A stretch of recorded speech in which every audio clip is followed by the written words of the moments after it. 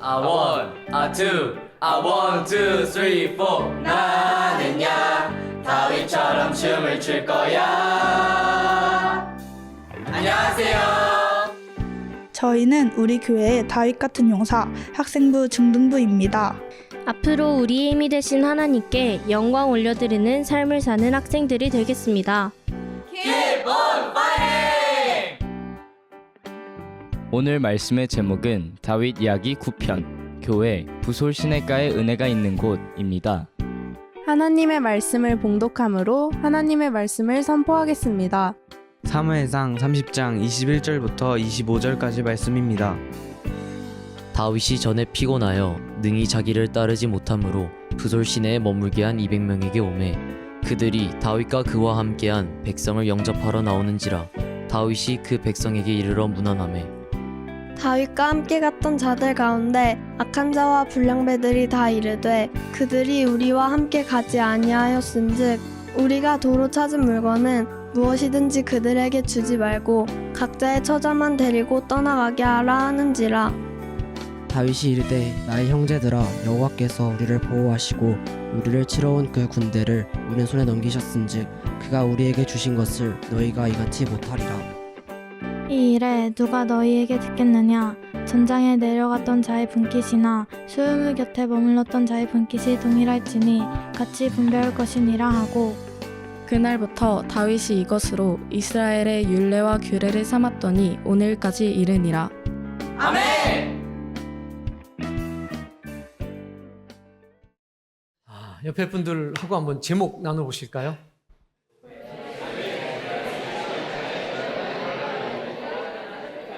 네, 잘하셨습니다. 우리 학생들, 청년들 좀 어르신들한테 인사 좀 한번 다시 한번 해볼까요?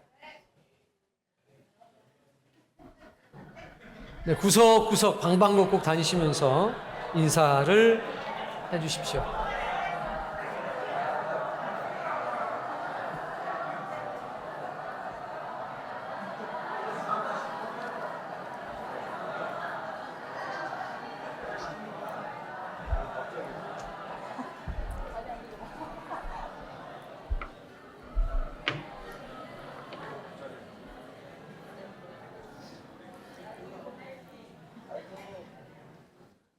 예배 후에는 어른들이 좀 아이들한테 인사해 주시길 바랍니다.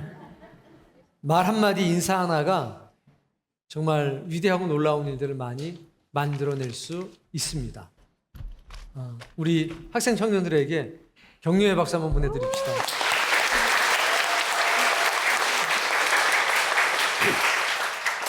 영국에서 있었던 일입니다.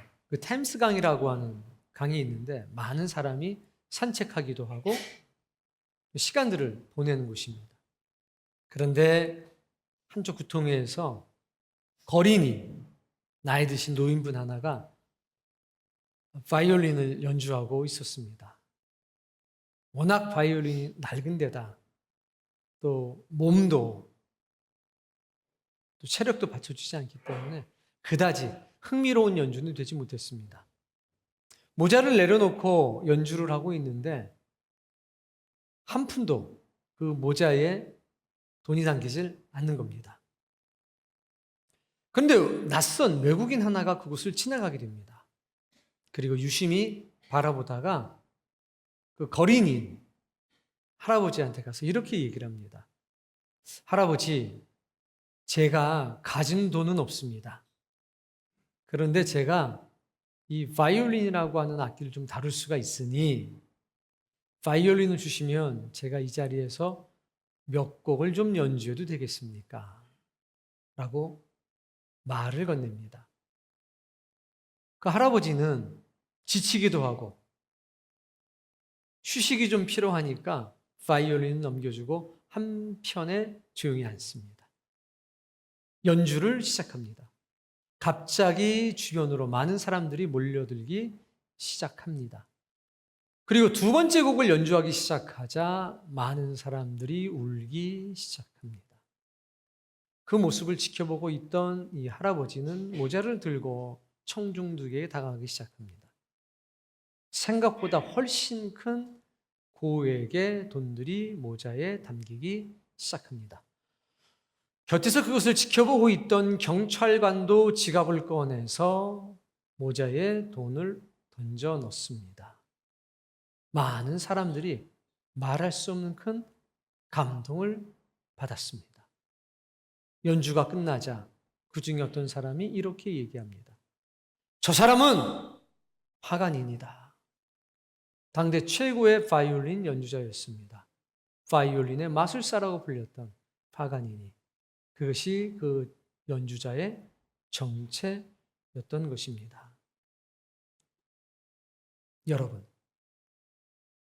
여러분은 봉사나 구제에 대해서 어떤 생각을 가지고 있습니까? 내가 가지고 있는 돈의 일부를 누군가에게 던져주는 것일까요? 아니면 누군가의 마음에 감동을 불러일으켜서 통념을 깨고 관습을 깨고 자신의 것을 나누게 만드는 감동이 있는 것이 진정한 구제나 봉사일까요? 시대가 다르지만 또 장소도 바뀌지만 이런 일이 있었습니다. 뉴욕 어느 한 공원에서 불황자 하나가 목에 팻말을 걸고 있었습니다. 거기에는 이렇게 써 있었습니다. I'm blind. 나는 장님입니다. 깡통이 하나 놓여져 있었는데 마찬가지로 단 한 푼도 그 깡통에 담기질 않았습니다. 어떤 사람이 물끄러미 그 푯말을 바라보다가 곁으로 다가갑니다. 그리고 그 푯말을 붙잡고 뭔가를 적기 시작합니다.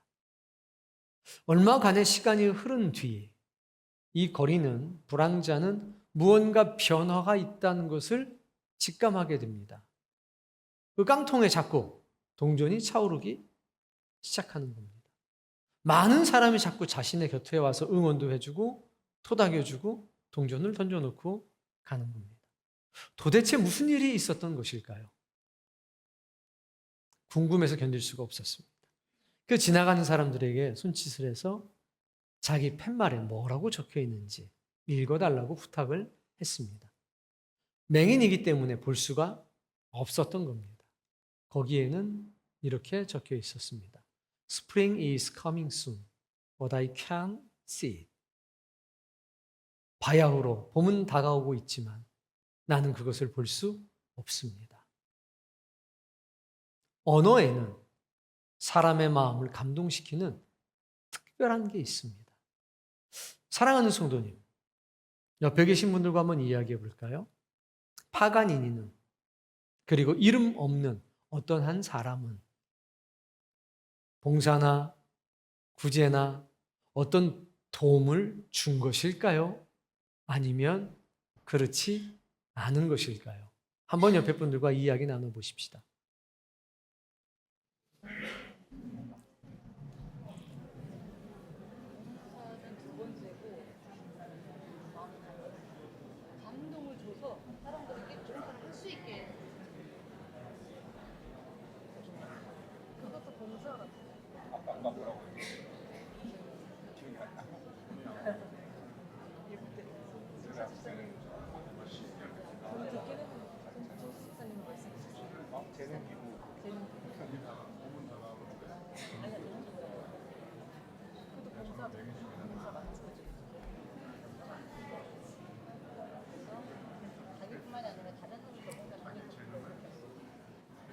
구제나 봉사는 어렵고 힘든 사람을 돕는 행위입니다.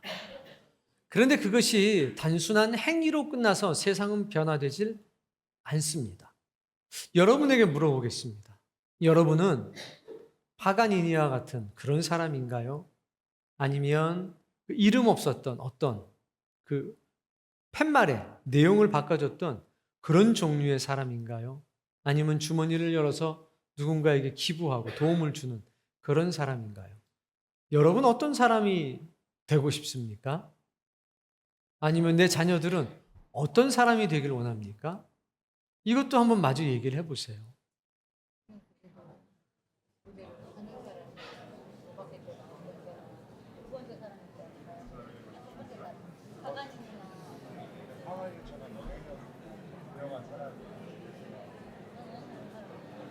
근데 그 아시아 중앙 거기 이거는 이름은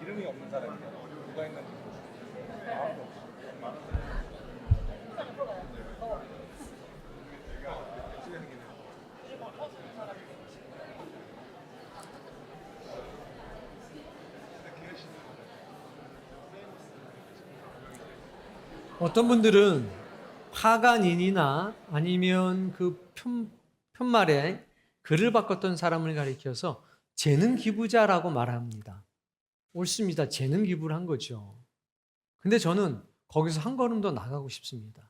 먼저 파간인이나 어떤 그 사람이 자기 주머니에 돈이 있어서 그 돈 얼마를 주고 갔다면 어떤 일이 있었을까요? 아무 일도 일어나지 않습니다. 중요한 것은 거기에 모자나 깡통에 돈이 담겨져 있다는 것, 그것도 물론 중요하겠지만 더 중요한 건 감동이 그 자리에 있었다는 겁니다. 사람에 대한 사랑, 이런 것이 생기기 시작했다는 겁니다. 봉사라고 하는, 구제라고 하는, 누군가를 긍휼히 여기는 그 마음이 단순한 적선이 되어서는 세상을 바꾸는 힘이 되지 못합니다. 거기에 사람의 마음을 바꾸는, 통념을 깨는, 관습을 깨는 그 무언가가 나타나야 세상은 아주 작은 곳에서부터 균열이 생기기 시작하고 그 균열은 아주 선하고 의로운 균열이 될 겁니다. 파가니니가 연주를 합니다. 그건 거린에게도 놀라운 감동과 은혜로운 흔적 하나를 새겨주게 됩니다. 내가 가지고 있는 이 낡고 초라한 이 악기, 이 악기에서 이렇게 많은 사람에게 감동을 주는 소리가 난다니. 그날 얻게 된 수입도 굉장히 중요하겠지만 이 돈이 최고의 바이올리니스트에 의해서, 그 사람의 선행에 의해서 나에게 주어진 것이라면 그건 돈 이상의 값어치가 있는 것 아닐까요? 그리고 그 자리에서 많은 사람들이 감동을 받고 눈물을 흘립니다. 그리고 각자의 가슴 속에 좋은 연주 들었다, 그것 이상의 무언가의 영혼의 울림이 있지 않았을까요? 저 사람은 파간인이다 라는 그 외침 하나가 많은 사람들의 가슴 속에 통념을 깬 무언가를 만들어내지 않았을까요? I'm blind. 나는 장님입니다. 사실입니다. 그런데 그 사실은 사람들에게 감동을 주지 못했습니다.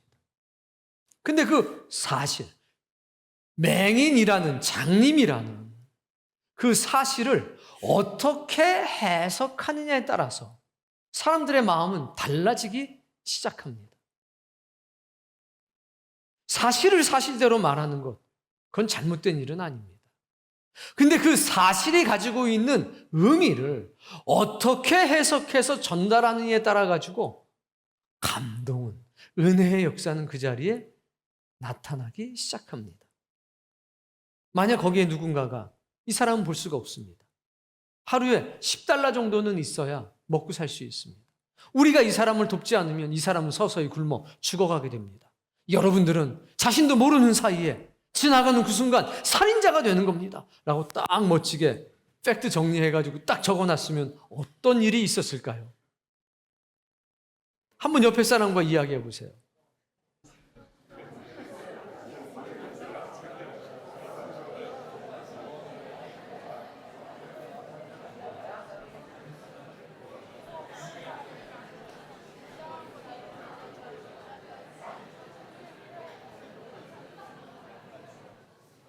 여러분, 남편한테, 아내한테 혹시 팩트를 가지고 폭격을 하십니까?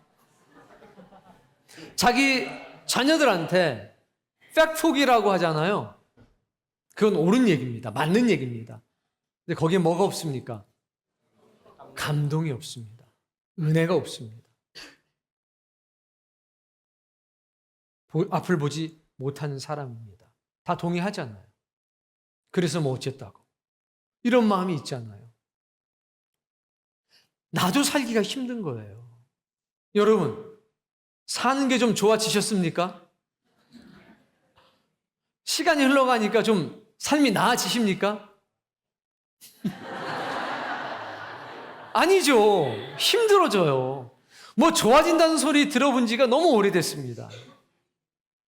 나뿐만 아니라 세상이 그런 거죠.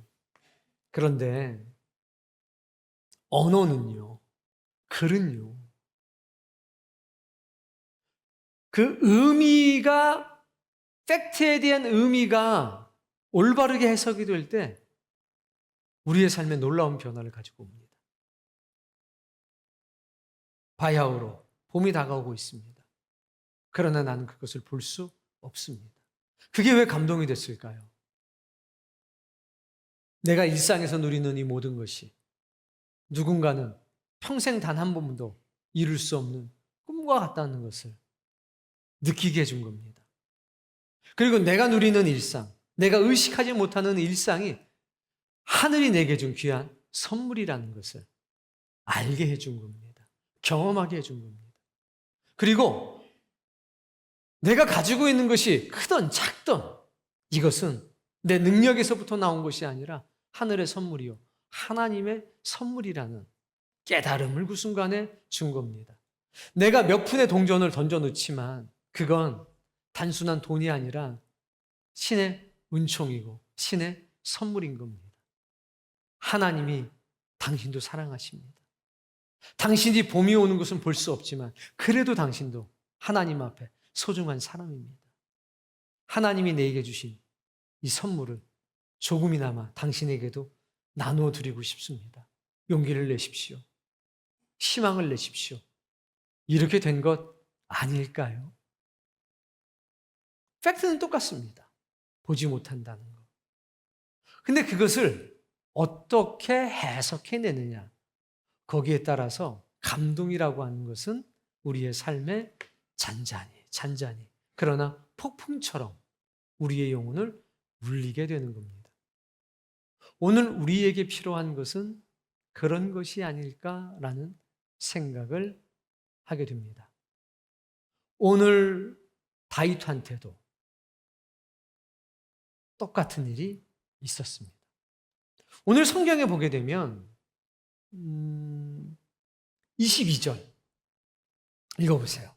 다윗과 함께 갔던 자들 가운데 악한 자와 불량배들이 다 이르되 600명의 사람이 있었습니다. 다윗과 함께한 사람들. 그런데 200명은 부솔 시내라고 하는 곳에 몸이 아파서 남아있고 400명이 아말렉과 전쟁하기 위해서 떠났습니다. 근데 그 400명 중에 누가 있었어요? 악한 자와 불량배들이 다 이르되, 어떻게 말했대요? 뜻이 하나가 된 겁니다. 옆에 사람 얼굴 보고 혹시 당신이 불량배는 아니냐고 물어봐 주세요.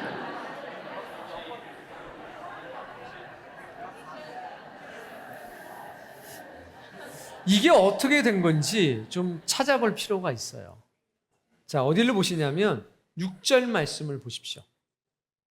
읽어보세요. 백성들이 자녀들 때문에 마음이 슬퍼서 자, 이 600명이 다 마음이 슬펐습니다. 블레셋 진영에 있다가 시글락이라고 하는 곳으로 왔어요. 근데 와서 보니까 아말렉 사람들이 쳐들어와서 성을 다 불태우고 처자식과 알량한 재산들 다 빼앗아서 떠나버린 겁니다. 그러니까 우는 거예요. 근데 성경이 좀 뭐가 빠졌나? 자녀들 때문에 울었다고 그랬지 아내 때문에 울었다는 말이 없네요.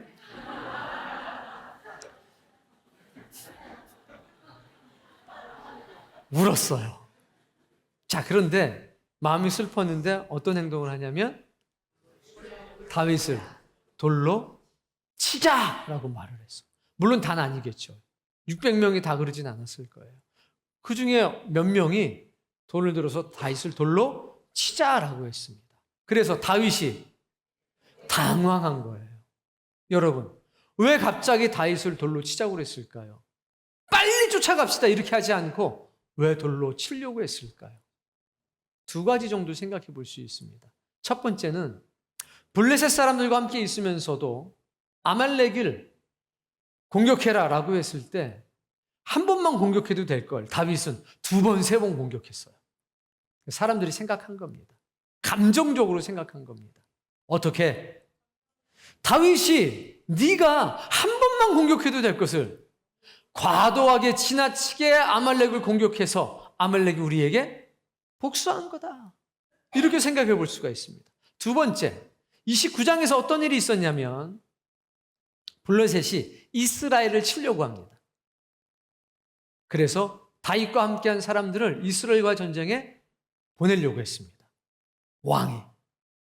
그런데 사람들이 다윗이 이스라엘과의 전쟁에서 우리 뒤통수 치면 어떡합니까? 이번에는 뺍시다 해서 지금 빠져가지고 돌아오는 중이었습니다. 그러니까 사람들은 마음에 이렇게 생각할 수 있는 겁니다. 다윗 네가 블레셋의 수하가 돼서 이스라엘을 치려고 그러지 않았냐. 그래서 하나님께서 우리에게 벌 주신 거다 라고 오해할 수도 있다는 겁니다. 그러니까 이 모든 일이 일어난 건 누구 때문이다? 너 때문이다 라고 생각해서 감정적으로 돌을 들게 된 겁니다. 그런데 여기서 놀라운 일이 있었어요. 그의 읽어보세요. 그의 하나님 여호와를 힘입고 용기를 얻었더라. 다급한 순간이 됐고 정말 당황한 순간이잖아요. 자신들을 믿고 여태까지 따라왔던 사람들이고 사선을 넘나들었었는데 갑자기 태도가 돌변하니까요. 근데 여기 중요한 말씀이 나옵니다. 다윗이 그 사람들과 타협하지 않았고 설명하지 않았습니다. 어떻게 되어 있습니까? 하나님 여호와를 힘입어서 뭘 얻었더라? 용기를 얻었다. 구체적인 내용은 나오지 않습니다. 그런데 하나님께 힘을 얻고 하나님께 용기를 얻었다는 겁니다. 그랬더니 돌들이 다 어떻게 됐느냐? 내려놔지게 된 겁니다. 누가 변화된 겁니까? 다윗이 변화된 겁니다. 다윗이 누구를 의지한 겁니까? 하나님을 의지한 겁니다. 그 순간 사람들이 안 겁니다. 아, 하나님이 다윗과 함께 하시는구나. 저 위험한 순간에 우리를 정죄하지 않고 진실하게 하나님을 붙드는구나. 감동이 일어난 겁니다. 흔들리지 않고 핑계하지 않는 다윗을 보면서 뭘 받았다고요? 감동. 자신의 감정을 내려놓을 수가 있었던 겁니다. 오늘 본문에 누가 등장하죠? 아까 악한 자와 불량배들이 아까 돌들었던 사람이라고 생각하는 건 무리일까요? 이 사람들은 관습과 통념, 자기 주장에 갇힌 사람들입니다. 사실 나쁜 사람들은 아닙니다. 그런데 하나님의 관점에서 봤을 때 다윗의 관점이 아니라 하나님의 시선으로 봤을 때 악하고 불량하다라고 그래서 이렇게 적어 놓으신 겁니다. 근데 이 사람의 주장은 뭐냐면 우리는 전쟁에 참여했고 저 200명은 참여하지 않았으니까 관습에 따라 관례에 따라 여기서 얻은 노획물은 우리가 나눠 갖는 것이 맞습니다. 아내와 자식들만 가져가면 되고 나머지는 전쟁에 참여한 사람들끼리 나눠 갖는 게 옳습니다. 라는 주장입니다. 이 주장은 잘못됐나요? 아니죠. 그럼 잘한 주장인가요? 그것도 아닌 것 같아요. 이렇게 물어볼게요. 우리가 다 어느 기업에 같이 다니는 직원입니다. 회사 직원. 그래서 야근을 하게 됐어요. 근데 우리 중에 이만큼은 야근을 했고 이만큼은 야근 안 하고 퇴원이가 퇴근을 했습니다. 자, 다음날 야근 수당이 지급됐습니다. 1인당 10만 원씩. 좋아요, 안 좋아요? 좋아요. 네, 좋죠. 그러면 누가 딱 등장하더니 어제 야근하지 못하고 간 사람에게도 우리가 받은 것을 똑같이 나눠줍시다. 10만 원 받았으니까 5만 원씩 같이 똑같이 가듭시다. 그럼 여러분 뭐라고 그럴 거예요? 아, 은혜로운 말입니다. 이렇게 할 겁니까? 아니면 아니 왜 내 수당을 저 사람한테 줍니까? 이렇게 얘기할 겁니까? 한번 옆에 분들과 얘기해 보세요.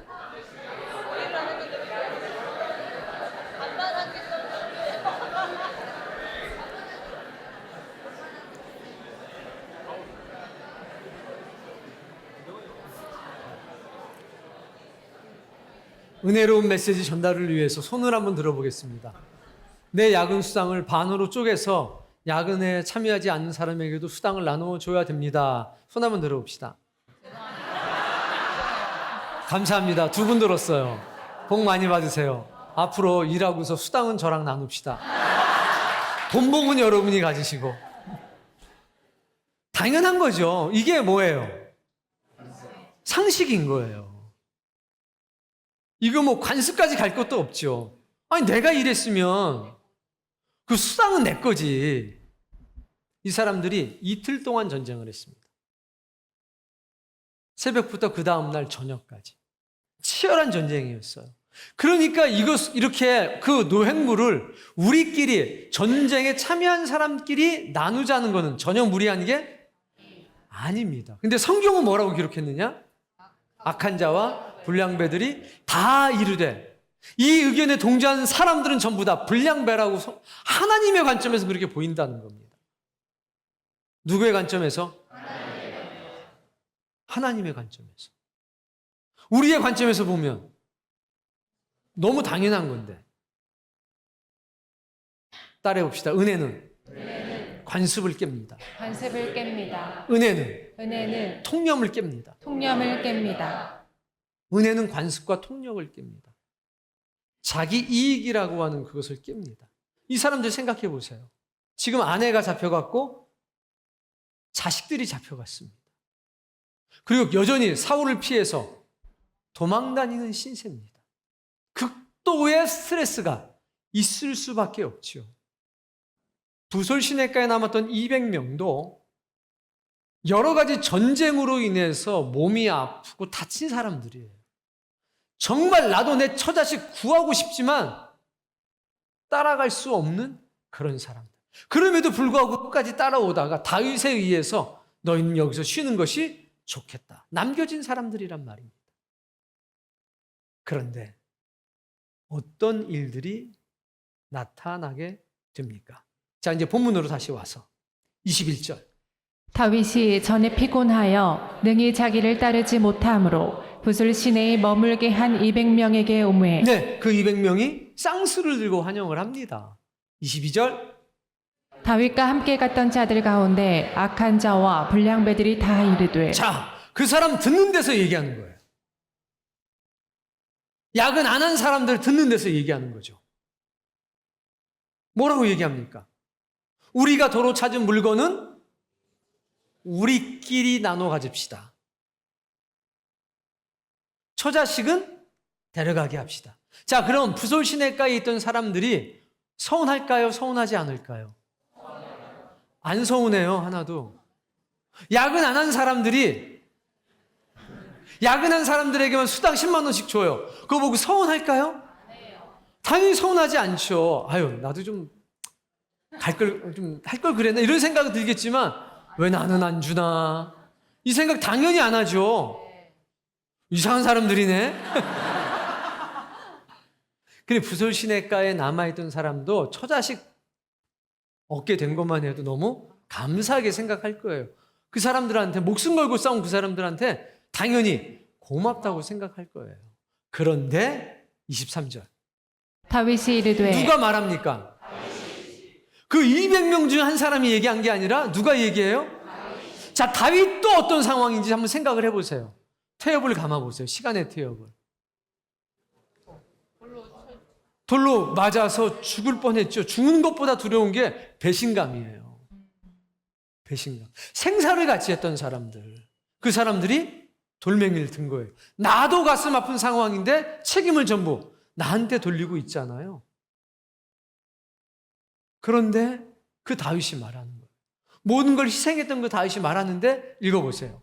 나의 형제들아. 뭐라고 얘기해요? 이 불량배들아. 하나님 보시기에 악한 자들아. 관습에 쩔어 사는 사람들아. 자기 이익에 매몰되어 있는 사람들아. 이렇게 얘기하지 않고 뭐라고 얘기해요? 나의 형제들아. 누구 보고 얘기하냐면 돌 들었던 친구한테 얘기하는 거예요. 돌 들었던 친구한테 딱 얼굴을 보고 내 형제야 하고서 자, 이 표정이 굉장히 중요하겠죠. 읽어보세요. 여호와께서 우리를 보호하시고 야, 이거 너무 중요해요. 옆에 분들에게 한번 여기 그대로 한번 해보세요. 여호와께서 너와 나를 보호하시고라고 한번 얘기해 주세요.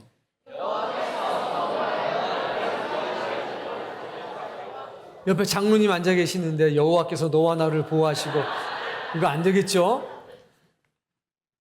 중요한 거예요. 여호와께서 너와 나를 보호하셨다. 두 번째, 우리를 치러 온 그 군대를 우리 손에 넘기셨은지 아말렉을 우리 손에 넘기셨다. 세 번째, 그가 우리에게 주신 것을 너희가 이같이 못하리라. 하나님이 우리에게 주셨다. 승리를 주셨다. 노획물들을 우리에게 주셨다. 이건 전부 다 하나님의 뭐라는 겁니까? 선물이라는 겁니다. 너희가 이같이 못할 거다. 이게 네 것이라고 주장할 수 없다라고 얘기하는 거죠. 24절. 이 일에 누가 너희에게 듣겠느냐? 전장에 내려갔던 자의 분깃이나 소유물 곁에 머물렀던 자의 분깃이 동일할지니 같이 분배할 것이니라 하고 라고 얘기를 했어요. 남아있던 사람이나 전쟁에 참여했던 사람이나 똑같이 나눠 가질 거다라고 얘기를 합니다. 이건 통념을 깨는 거거든요. 관습을 깨는 겁니다. 자, 이렇게 했는데 이게 됐단 말이에요. 통과가 됐어요. 다음 말씀. 그 날부터 다윗이 이것으로 이스라엘의 율례와 규례를 삼았더니 오늘까지 이르니라. 아멘. 오늘 이 교회에 필요한 게 이겁니다. 그때만 그런 게 아니라 그게 오늘날까지 이르렀다. 뭐가 바뀐 겁니까? 관습이 바뀐 겁니다. 통념이 바뀐 겁니다. 위대한 개혁이 일어난 거죠. 자, 여기서 다윗이 칼을 꺼냅니다. 이것에 반대하는 사람은 이 칼에 의해서 목숨을 내놔야 될 거다. 이랬으면 어떻게 됐을까요?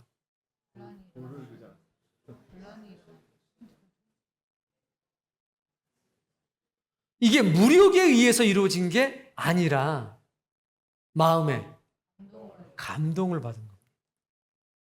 가만히 있어봐라. 이게 왜 감동이 되지? 이게 여러분, 이게 감동이 됩니까? 안 됩니까? 별로 안 되잖아요. 여러분, 감동이 안 돼요. 이게 뭐 하나님께서 우리를 보호하시고 우리를 치러 온 그 군대를 우리 손에 넘기셨다? 이 네게 아니라 우리 거다? 감동이 안 돼요. 근데 이 사람들에게 이게 감동이 됐습니다. 통념이 깨질 만큼, 자기 관념이 깨질 만큼, 관습이 깨질 만큼 이게 은혜가 됐습니다. 여기에 하나님의 신비한 게 있는 겁니다. 오늘 우리도 이런 사람이 되고자 하는 거룩한 영혼의 몸부림이 있어야 합니다. 자, 다시 본문으로 갑니다. 7절. 다윗이 아히멜렉의 아들 제사장 아비아달락에 이르되 원하건대 에봇을 내게로 가져오라. 에봇이 뭐냐면 제사장의 옷입니다. 여기에는 그냥 어마어마한 게 다 있는데 특히 가슴에 흉패가 있습니다. 여기 12개의 보석이 박혀 있습니다. 그리고 여기에 뭐가 있냐면 우림과 둠밈이라는 것이 있습니다. 판결패라고 하는 거죠. 즉, 그 에봇을 가져와라, 이 얘기는 뭐냐면 하나님께 물어보자라는 뜻입니다. 6절에 우리가 위대한 장면을 봤습니다. 여호와께 힘을 입고 용기를 얻었다. 그러자 사람들의 마음속에 감동이 일어나서 감정에 빠져있던 그 사람들, 원망에 빠져있던 사람들이 돌을 내려놓았습니다. 그러면 이제 당연하게 어떻게 아말렉을 쫓아갑시다, 이렇게 되는 상황인데 거기 한 번 더 멈춰 서서 뭐라고 얘기하냐면 하나님께 물어보자. 이것이 그들의 내리 속에 있습니다. 우리가 다윗을 돌려치려고 했을 때 다윗이 무력으로 자기를 방어하지 않았다. 하나님께 힘입어서 그가 용기를 내는 모습을 우리가 보지 않았냐? 우리가 아말렉을 쫓아가야 된다고 주장하는 그 순간에 다윗은 하나님께 뜻을 구하는 모습을 우리가 보지 않았냐? 8절. 다윗이 여호와께 묻자오와 이르되 내가 이 군대를 추격하면 따라잡겠나이까 하니 여호와께서 그에게 대답하시되 그를 쫓아가라. 내가 반드시 따라잡고 도로 찾으리라. 여러분, 내 부모님이 아픕니다. 내 자녀가 아픕니다. 병원 가야 합니까? 기도해야 합니까? 내가 직장에서 해고당했습니다. 빨리 직장 알아봐야 합니까? 기도 먼저 해야 됩니까?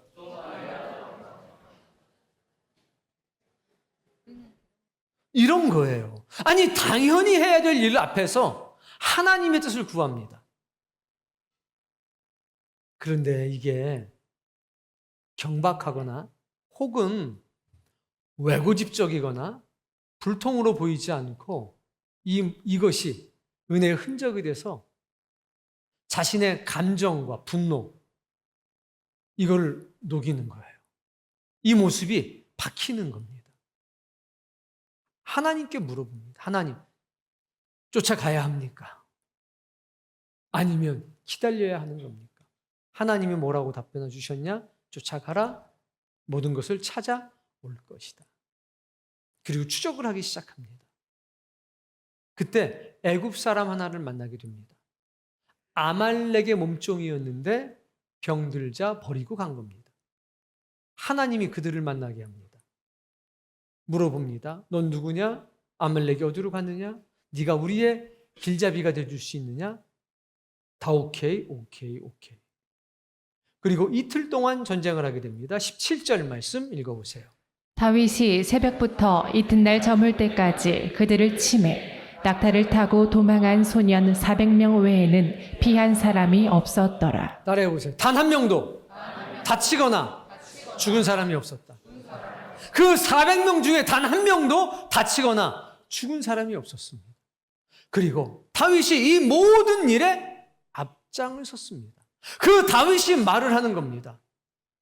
하나님이 그들을 우리 손에 붙이셨다. 누가요? 하나님께서. 하나님이 우리를 보호하셨다.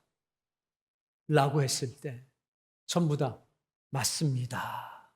옳습니다. 할 수밖에 없었던 겁니다. 뭐가 된 겁니까? 감동이 되기 시작한 겁니다. 권위나 무력을 사용하지 않았습니다. 간증한 거죠. 정말 가장 위급하고 가장 험난하고 정신적인 압박감이 최고조에 달하는 순간이었습니다. 근데 다윗은 하나님을 힘입어 용기를 냈고 하나님께 엎드리는 모습을 끝까지 그들에게 보여줬습니다. 감정을 앞세우지 않았고 이 모든 우리가 경험한 이 모든 일이 하나님의 은혜였음을 말을 합니다. 그리고 그 이야기는 이렇게 이어집니다. 26절. 다윗이 시글락에 이르러 전리품을 그의 친구 유다 장로들에게 보내어 이르되 보라 여호와의 원수에게서 탈취한 것을 너희에게 선사하노라. 아말렉은 이스라엘의 원수고 하나님의 원수였습니다. 수백 년 동안 이스라엘을 괴롭히는 존재였습니다. 하나님께서 아말렉의 씨를 남겨두지 말라고 명령하실 정도였습니다. 그런데 이들이 탈취한 건요, 첫 번째 블레셋 사람들에게 탈취한 겁니다. 그러니까 아말렉은 얼마나 강한지 블레셋도 어떻게 못하는 겁니다. 다윗을 통해서 공격하라, 진멸하라, 블레셋 쫓아 그럴 정도니까요. 두 번째, 유다 지방에서 다 탈취하고 뺏은 겁니다. 다윗이 이제 누구한테 나눠주기 시작합니까? 유다의 장로들에게. 명단이 쭉 나옵니다. 27절부터 31절까지. 야근해서 야근 수당 받았더니 이제 직원들 친척 한 대까지 나눠주자고 그러는 거예요.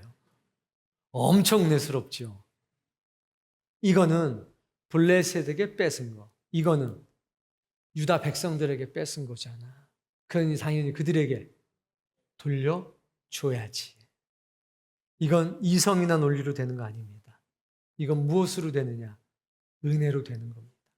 제목 읽어볼까요? 교회 부술 시냇가에 은혜가 있는 곳. 교회는 은혜가 있어야 합니다. 근데 그 은혜는 단순하게 나누는 게 아닙니다.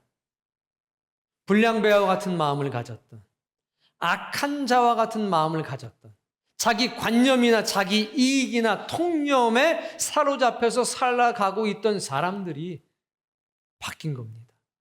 변화된 겁니다. 내 것을 내 것이라고 주장하지 않고 이 모든 것이 하나님의 선물이라는 깨달음을 공유하게 된 겁니다. 가난한 사람이든 부유한 사람이든 내가 누리고 있는 것이 하늘의 선물이라고, 하나님의 은총이라고 공감하기 시작한 겁니다. 그게 은혜입니다. 우리가 누구를 얼마 도왔다, 이게 중요한 게 아니라 더 중요한 건 내가 변한 겁니다. 아, 모든 것이 은혜로구나. 내가 누리고 있는 모든 것이 하나님의 것이구나. 그렇다면 저 사람에게 필요한 건 돈이 아니라 하나님이 당신을 사랑한다는, 하나님의 은총이 너에게도 머물러 있다는 그것을 내가 전해줘야 되겠구나. 유다 장로들이 선물을 받았잖아요. 야, 재산 되찾았다. 이게 기쁜 게 아니라 하나님 살아계시는구나. 하나님이 우리를 기억하고 계시는구나. 하나님이 내 아픔에 함께 해주시는구나. 이런 마음이 들지 않았을까요? 나는 맹인입니다. 나는 앞을 볼 수가 없습니다. 그러나 그에게 사람들이 동전몇입을 던져주고 어깨를 토닥아주면서 힘내세요 라는 말을 해줬을 때에 그는 하나님이 자신을 버리지 않았다는 것을 다시 한번 경험하고 느끼지 않았겠습니까? 구제에 필요한 건 돈이 아니라 우리의 마음의 변화입니다. 다윗이시여, 이스라엘 모든 고을들이, 마을들이 우리를 사울에게 갖다 바치지 않았습니까? 근데 그들에게 이런 걸 나눈다니요? 그럴 수 있습니다. 그리고 그런 말할 자격이 있습니다. 그러나 은혜 받고 나니까, 하나님의 은총이 내 삶에 머물러 있음을 경험하고 나니까 이들은 그 일에 동의하기 시작합니다. 그것을 기쁘게 받아들이기 시작합니다. 교회는 악한 자와 불량배들이 변화되는 곳입니다. 하나님의 마음을 안게 되고 내가 누리고 있는 이 모든 것이 아주 작은 것 하나까지도 하나님의 사랑이라는 것, 그걸 경험하게 되는 겁니다. 그리고 그 사람들은 누군가를 감동시키는 겁니다. 그래서 저는 그 사람들이 이렇게 부릅니다. 서로 얼굴 보세요. 당신은 감동자입니다. 그렇습니다. 우리는 감동자입니다. 사랑의 음악회를 합니다. 2주 남았더라고요. 우리가 모금함 하나를 갖다 놓고 나서 여러분 여기에다 우리의 정성을 담읍시다. 그렇게 하질 않잖아요. 우리는 누군가에 가서 파가니니가 되는 거고, 우린 또 누군가에게 가서 그 편말을 바꿔 쓸 수 있는 사람이 되는 거예요. 즉, 감동을 주는 사람이 되어야 된다는 겁니다. 여기 가서도 감동, 저기 가서도 감동, 도움을 받는 사람에게도 하나님은 당신을 버리지 않았습니다. 하늘은 당신을 버리지 않았습니다. 도움을 주고자 하는 사람들에게도 내가 죽겠어요. 도울 거면 나부터 좀 도와주시죠. 이런 마음 갖고 있지 왜 갖고 있지 않겠습니까? 근데 그런 사람에게조차도 내가 살아 숨쉬는 것이, 내가 지금 이 자리에 존재한다는 것이 하늘의 선물이고 하늘이 나를 버리지 않았다는 위대한 증거로구나 하는 마음이 이 가슴 속에 일어나게 한다면 그게 진짜 구제 아닐까요? 그게 정말 하나님 우리에게 기대하시는 것 아닐까요? 우리 교회는 부설 시냇가에 은혜가 필요합니다. 말로 살아가는 사람이 아니라 하나님을 힘입어 용기를 내는 사람, 감정에 사로잡혀서, 통념에 사로잡혀서 때때로 돌멩이를 들기도 하는 사람들 앞에서 그들에게 감동을 줄 수 있는 그런 사람이 되어야 되지 않을까요? 하나님의 진리에 선함을 강조하기 전에 하나님 그분이 여전히 우리를 사랑하고 계시다는 사실을 일깨워 줄 수 있는 그런 사람이 된다면 저나 여러분이나 하나님 앞에 조금 더 귀한 존재가 되지 않겠습니까? 힘들지요. 사울 피해서 도망 다녀야 합니다. 어렵지요. 블레셋 사람 눈치를 보면서 눈칫밥 먹고 있는 겁니다. 그러나 여전히 하나님은 그들을 사랑하고 아끼고 계십니다. 여전히 하나님은 이 어려운 세상 속에 그래도 우리가, 이 교회가 빛이 되길 원하시고 소금이 되기를 원하십니다. 어떤 몇몇 사람들 중에 하나가 아니라 감동자가 돼서 살아가길 원하시는 겁니다. 왜냐하면 우리는 하나님의 나라를 상속받을 하나님의 사람이기 때문에 그렇습니다. 어려움, 그 속에 매여서 우리가 강팍해지는 순간 우린 상속자로서의 그 명예로움조차 잃어버릴 수가 있는 겁니다. 다윗은 항상 일관되게 얘기합니다. 많이 가졌든 적게 가졌든 은혜다. 하나님의 은혜다. 우리가 도망자로 살든 아니면 권력을 잡고 살아가든 여전히 하나님께 속한 사람이라는 것은 변함이 없고, 우리가 선을 행하면서 살아가는 존재라는 것은 변함이 없지 않느냐. 그게 저와 여러분의 가슴 속에 있었으면 좋겠습니다. 우리가 누군가를 긍휼히 여길 때 하나님도 우리를 긍휼히 여겨주지 않겠습니까? 그리하지 아니하신다 할지라도 우리는 저 하늘에 가장 완벽한 나라의 상속자가 이미 되지 않았습니까? 우리가 감동자로 살아갈 수가 없다면 이 세상은 너무 어두워지지 않겠습니까? 세상이 참 살기 힘들다고 합니다. 우리도 당연히 힘들겠죠. 그러나 어두우면 어두울수록 빛은 더 강력한 힘을 갖게 되는 법입니다. 오늘 이 교회와 사랑하는 성도님들이 그런 은혜와 힘을 가진 사람 되시길 바라고, 감히 원하고 바라건대 주여 이 교회에 부솔 시냇가 같은 은혜가 역사되게 하소서. 그리고 모든 성도님 한 분 한 분이 다윗처럼 감동자로 살아가는 그 은혜와 은총을 누리게 하옵소서.